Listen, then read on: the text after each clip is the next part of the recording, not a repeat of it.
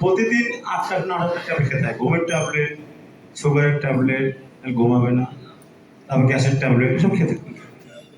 সবসময় আমি কলকাতায় গেলে গাড়িতে ওই ওষুধের ডিব্বেই থাকতো আর খাবারও থাকতো, কিন্তু এই প্রোডাক্ট আস্তে আস্তে ব্যবহার করায় এখন আমি একটাও ট্যাবলেট খাই না, মোটামুটি সুস্থ আছি আমি এখন। আর এই যে উপকারটা আমি পেয়েছি, এই জন্য আমি সবাই আমার এই ব্যবসার পাশাপাশি বলতে চাচ্ছি যে এই প্রোডাক্টটা আপনারা ব্যবহার করুন। এটা কনফিডেন্স হয়েছে যেহেতু আমি উপকার পেয়েছি। আমার স্ত্রীর গর্ভে স্টোন ছিল, এই বারাত নারায়ণ থেকে আপনার অনেক টেস্ট পাস করে ওনার মাইক্রো সার্জারি হবে, কিন্তু সেটা করা লাগেনি, ওনার সে গর্ভে স্টোনটা বের হয়ে গেছে। হ্যাঁ, এখন দুইজনই সুস্থ। আমার পরিবারের 3জন ছেলে, আমি, আমার স্বামী স্ত্রী 2জন। আমরা এইটা খুব মন থেকে ভালোবাসি। হ্যাঁ, যে এই প্রোডাক্টটা খুব ভালো প্রোডাক্ট। এই প্রোডাক্টটা ব্যবহার করলে মানুষ সুস্থ হতে পারে, যেহেতু আমরা সুস্থ হয়েছি, এটাই আমার সবচেয়ে বেশি পাওনা।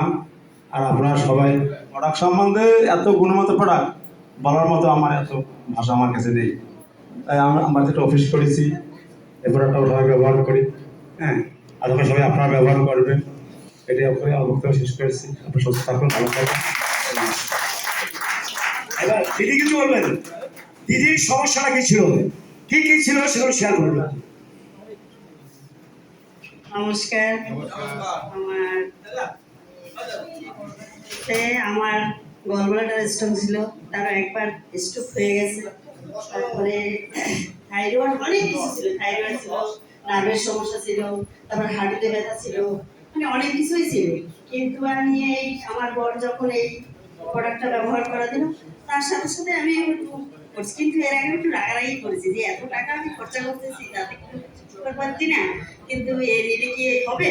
অনেকদিন এর সাথে খুব রাগারাগিও করেছি, কিন্তু দেখলাম যে না, ও নিজে নিল, নেওয়ার পরে কিছুদিন পরে আমি একটু ব্যবহার করার পরে এখন মোটামুটি সুস্থ হয়েছি। কিরকম, আমার স্ট্রোক নেই, আমি নিশ্চয়ই কোনো কাজ করতে পারতাম না। হাতের ব্যথা, নার্ভের সমস্যায় হাত এরকম থাকতো, অনেকদিন আমার হাত ঘুরিয়েও গেছে রান্নাঘরতে গিয়ে, কিন্তু এখন আমার সেই সমস্যাটা নেই, এখন আমি ভালো আছি, খুব সুস্থ আছি। আর মানে এই প্রোডাক্টটা আমরা তো ব্যবহার করছি, সামনে যারা আছে পরবর্তী যেন সবাই ব্যবহার করতে পারে।